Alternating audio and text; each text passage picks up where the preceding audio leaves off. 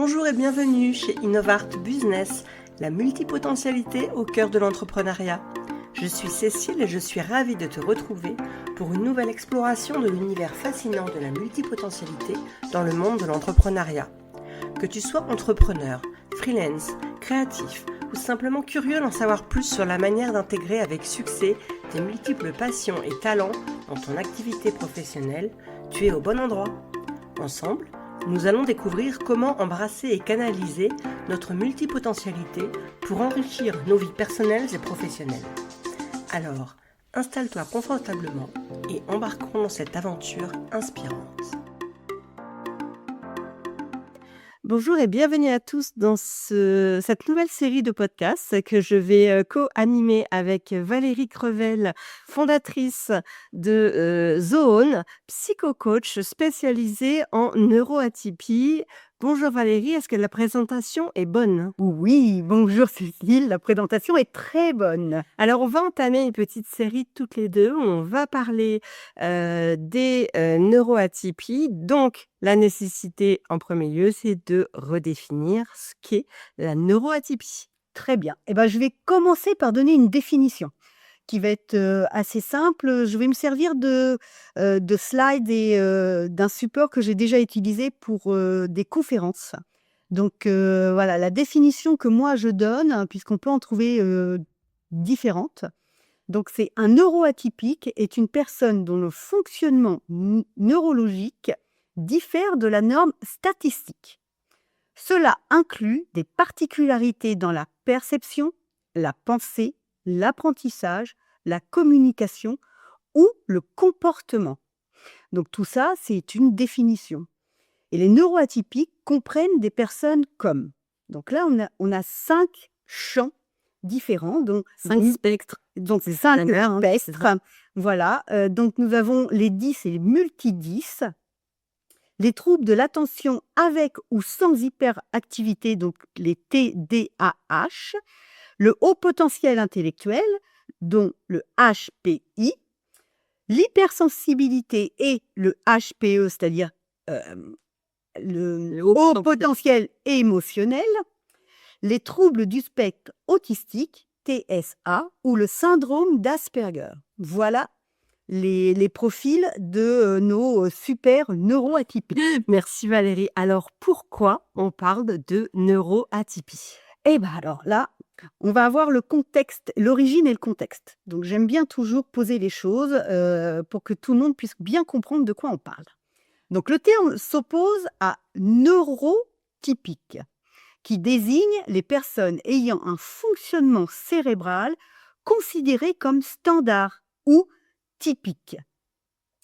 Il est souvent utilisé dans les contextes liés à la neurodiversité, un concept qui valorise les différences neurologiques comme des variations normales de l'esprit humain.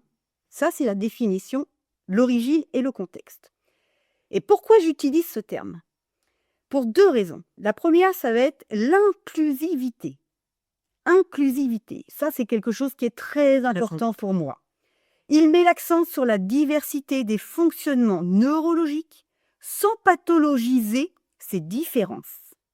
Et la deuxième, c'est la valorisation. Il invite à reconnaître les talents et points forts associés à ces particularités tout en comprenant les éventuels défis qu'elle implique. Et j'aime bien cette petite phrase pour finir l'explication. Être neuroatypique, c'est fonctionner différemment, mais non moins bien. C'est une manière unique de percevoir et d'interagir avec le monde. On se retrouve avec Valérie pour continuer notre série sur les neuroatypiques et aujourd'hui, on parle des hypersensibles et des hauts potentiels émotionnels. Tout à fait. C'est ça Valérie, et donc on commence par la Définition. Donc là, je vais vous en offrir 2 même. Wow. Parce que là, du coup, je vais vous donner la définition du HPE, puis ensuite la définition du hypersensible. Je vais essayer de faire un parallèle entre les 2 et toujours mettre en commun ce qu'on peut retrouver. Donc, on va commencer par la définition du HPE. Donc, le haut potentiel émotionnel désigne des personnes avec une intelligence émotionnelle particulièrement développée. Elles ont une capacité exceptionnelle à percevoir, comprendre et gérer leurs propres émotions ainsi que celles des autres. Les HPE se distinguent par leur sensibilité émotionnelle, leur empathie et leur compréhension fine des dynamiques interpersonnelles. Maintenant, je vais vous offrir la définition de l'hypersensible. L'hypersensibilité est une caractéristique qui se manifeste par une réceptivité accrue aux stimuli émotionnels, sensoriels et environnementaux. Les personnes hypersensibles ressentent les émotions de manière intense et peuvent être plus affectées par des situations ou des environnements qui passeraient inaperçus pour d'autres. Donc là déjà, on voit qu'il y a deux définitions Voilà. qui sont différentes. En commun, donc les atouts partagés, donc c'est l'empathie marquée, la capacité à comprendre les émotions des autres, l'intuition forte, aptitude à capter les nuances dans les interactions et les situations, et la créativité, vision originale et pensée fertile inspirées par leurs émotions intenses. Merci Ça, pour cette tout de suite, lourde définition. Donc, on retient que un HPE et un hypersensible, ce n'est pas la même chose, mais que ce sont deux profils qui peuvent coexister. tout à fait. Bien, donc c'est pas Oui. toujours le cas. Oui, là on parle vraiment, on met l'accent sur l'émotionnel, d'accord, qui est un mécanisme naturel chez l'être humain. D'accord. Hein, l'émotion est nécessaire, c'est le baromètre, c'est le langage du corps. Ça, j'aime le dire. Nous avons un corps qui est comme une antenne, d'accord, une antenne qui définit l'extérieur et l'intérieur de nous. Et donc l'émotion est un langage que le corps donne. Donc c'est nécessaire de les avoir. Et donc les hypersensibles et les HPE ont une capacité de lecture beaucoup plus élevée que la moyenne. C'est un scanner, en fait. Quand on rentre dans une pièce, ça aussi accentue la fatigue, hein, mais quand on rentre dans une pièce, on prend, bien ou pas bien, mais on prend en tout cas l'énergie de la personne, ses angoisses, son bonheur aussi, ce qu'elle dégage si elle va bien. Mais tout ça, ça s'additionne à tout le reste et ça explique, encore une fois, toute la fatigue. Je te laisse continuer. Donc là, du coup, je vais aborder les aspects un peu excessives, bien sûr, parce que Oui. là, on va parler d'excessivité, hein, de pic émotionnel. Donc, pour bien comprendre, c'est comme une fenêtre, vous savez, la fenêtre de tolérance. On a toujours une fenêtre de tolérance et les neuroatypiques en général, l'émotion va déborder, va sortir du cadre dans les pics, mais aussi dans les creux, c'est-à-dire le plus bas possible. Donc ce qui fatigue énormément et l'entourage, L'amplitude et l'amplitude large, tout ça, c'est vraiment démultiplié. On pourrait croire que c'est du drama, quoi, en Oui, fait. c'est En ça. gros. Oui, C'est ça. Lorsque la personne n'exagère pas, c'est vraiment comme ça qu'elle ressent les choses. ouais. Donc là, pour l'hypersensible, la sensibilité émotionnelle, réaction forte aux émotions, qu'elles soient positives ou négatives. Empathie marquée, avec une capacité à ressentir profondément les émotions des autres. Il y a aussi de l'hyperréactivité sensorielle chez les hypersensibles. Sensibilité accrue au bruit, lumière, texture, odeur ou autres stimuli sensoriels. Tendance à être rapidement submergé dans des environnements très stimulants. Ça, c'est des éléments qu'il faut vraiment, vraiment prendre en compte. C'est que tout est stimuli. Tout, tout, tout. Même la texture des vêtements. Ah oui. Tout est stimuli. Il y a aussi l'intuition développée, capacité à percevoir des nuances dans les comportements, les émotions ou les situations. réceptivité au non-dit dans les interactions, ce qu'on peut appeler aussi le non-verbal. Donc, il faut savoir que l'être humain est d'abord sensible au non-verbal dans la communication, ce qui représente 57%.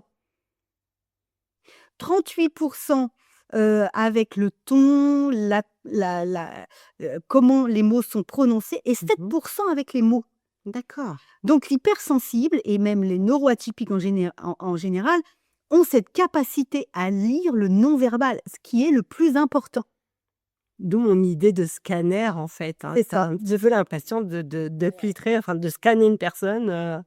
Et l'impact sur le bien-être, l'hypersensible, peut mener à de la fatigue émotionnelle ou sensorielle lorsqu'il a trop de stimuli. Nécessité fréquente de se retirer pour se ressourcer. Voilà.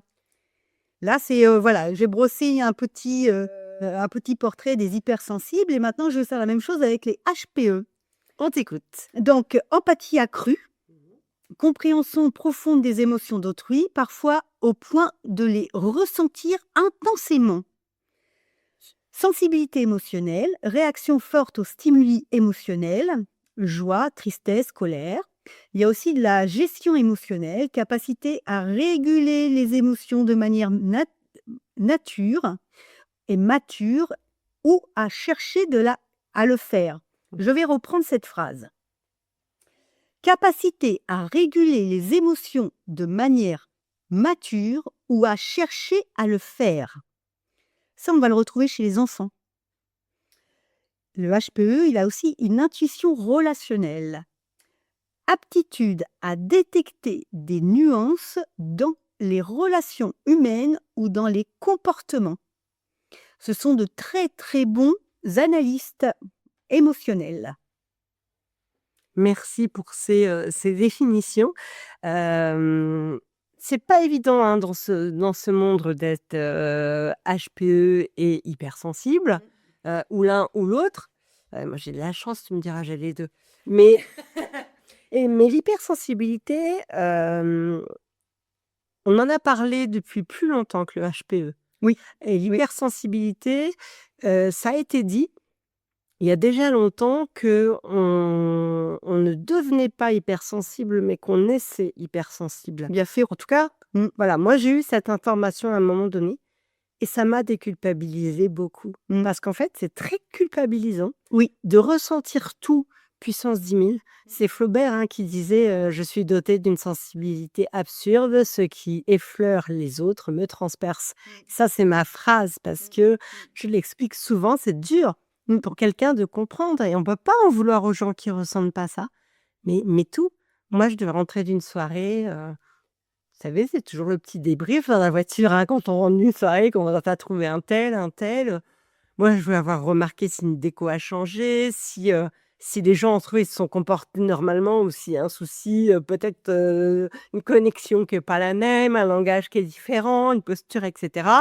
Mon mari, pas du tout. Il ne saura même pas te dire comment les gens étaient habillés, s'ils avaient des lunettes, s'ils n'en avaient pas, parce qu'il ne va pas percevoir la même chose. Et là, on prend tout et tu rajoutes les sons et tu rajoutes les odeurs. Les odeurs, c'est trop horrible. Quand on ressent, c'est encore pire. Donc c'est, je trouve, quelque chose qui n'est pas évident. Le haut potentiel émotionnel, pareil. Donc, quand les deux coexistent, pour essayer de calmer nos fortes émotions et de savoir que tout ça, c'est une faiblesse. C'est pas une faiblesse. Oh là, le beau lapsus. Alors là, voilà, nous avons un beau lapsus. Et parce que très longtemps, je l'ai pris pour une faiblesse. Et encore aujourd'hui, il y a des moments où... Alors, voilà, là, on est, ce lapsus, il va me permettre de rebondir sur quelque chose d'essentiel à comprendre. C'est que, en tant que femme, nous avons une posture où nous devons être sensibles, mais pas trop. Et donc, effectivement, l'hypersensibilité et le HPE, c'est trop, c'est toujours trop, ce fameux trop. Je te l'ai dit. Trop d'émotions, trop de ceci, trop de cela. Donc tu es trop, mais ça c'est des mots qu'on entend depuis. De croire les petits. Depuis qu'on est petite, effectivement, on est trop. Et la place de la femme ne devrait pas être trop.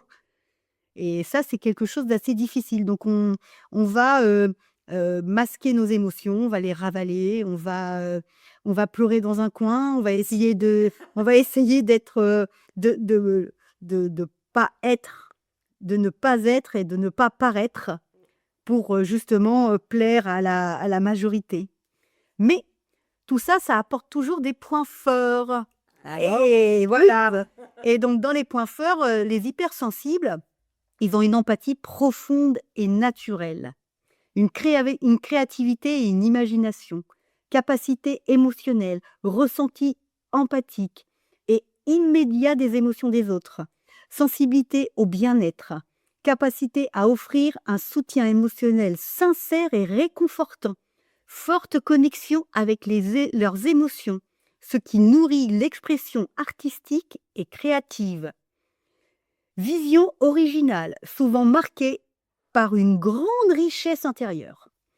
Intuition sensorielle et émotionnelle. Détection rapide des ambiances ou des non-dits dans une situation. Sensibilité accrue aux détails, souvent négligée par les autres. Faculté à s'ajuster aux besoins émotionnels des autres dans des contextes variés. Souci d'harmonie dans leur environnement, qu'il soit relationnel ou physique. Ça fait des personnes extrêmement humaines. On est dans de l'humanitude, de la vulnérabilité, quelque chose qui est vraiment l'essence même de l'humain. De la tolérance, Et beaucoup. voilà. On prend. Mm. Ouais. Et là, pour le HPE, c'est pareil, il y a des points forts. Grande intelligence émotionnelle, compréhension fine des émotions, de leurs émotions et de celles des autres, capacité à gérer les émotions de manière constructive et à apaiser les tensions, empathie exceptionnelle, aptitude à se mettre à la place des autres et à comprendre leurs besoins, talent naturel pour établir des connexions humaines profondes et harmonieuses, leadership T'as envie de... émotionnel, C'est l'heure de l'apéro bientôt. influence positive sur les autres grâce à leur maîtrise émotionnelle, qualité d'écoute et capacité à guider dans des contextes relationnels ou professionnels, intuition et analyse émotionnelle, capacité à percevoir des subtilités dans les interactions ou les situations, esprit stratégique dans la gestion des relations, résilience émotionnelle, force à surmonter des difficultés émotionnelles grâce à leur compréhension approfondie des situations, ce qui fait des êtres qui peuvent accompagner d'autres personnes. Ça fait d'eux de très bons guides, de très bons accompagnants, de très bons thérapeutes. Ça fait vraiment d'eux des personnes extrêmement fiables sur l'aide que la majorité peuvent rencontrer. Parce qu'effectivement, l'émotion ne doit... et aujourd'hui, on commence à comprendre à quoi servent les émotions, mais on est encore loin de pouvoir accepter que les émotions puissent être complètement vécues. Ah bah bien sûr. Et ce genre de profil, ce sont des personnes qui peuvent aider d'autres à accepter leurs émotions, à les vivre pleinement. Alors pourtant, c'est tout ce que tu as dit, déjà, je trouve ça très beau. Parce que là, effectivement, on dit qu'il y a aucune, on a l'impression qu'il y a aucune faiblesse là-dedans. Lorsque pourtant, Non, il n'y a pas de faiblesse. il faut, ça dépend, encore une fois, je pense, de ton âge, de ton éducation, des personnes qui t'entourent et comment tu perçois les choses.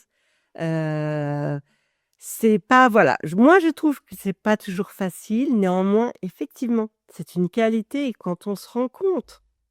Moi perso, on m'a toujours dit que c'était un défaut, donc tu te construis comme ça, hein. Et quand tu te rends compte au bout d'un moment qu'en fait, c'est pas des défauts, c'est des qualités, mais tu es juste pas à la bonne place, ça change tout. Donc je vous encourage à changer de place si vous ne vous retrouvez pas là où vous êtes. Le jour où la société commencera à voir que les personnes hypersensibles, HPE ou autistes ou n'importe quel spectre neuroatypique, ce sont d'abord et avant tout des êtres dotés de choses particulières qui est nécessaire à la société pour qu'elle aille bien et de mettre en avant des qualités plutôt que des défauts, on sera quand même beaucoup plus apte à comprendre ce qu'est un être humain. Bien sûr, mais comme tu l'as dit plusieurs fois, on est toujours comparé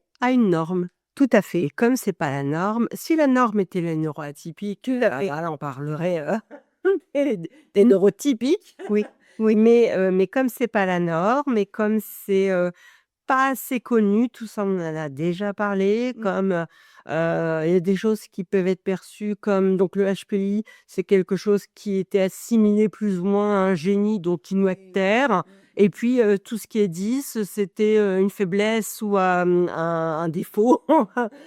C'est pas le bon mot, mais donc bah écoute, c'est pareil, on va pas trop le ressortir. Et donc en fait, à force d'avoir étouffé tout ça, on a stigmatisé quelque chose qui n'avait pas lieu d'être.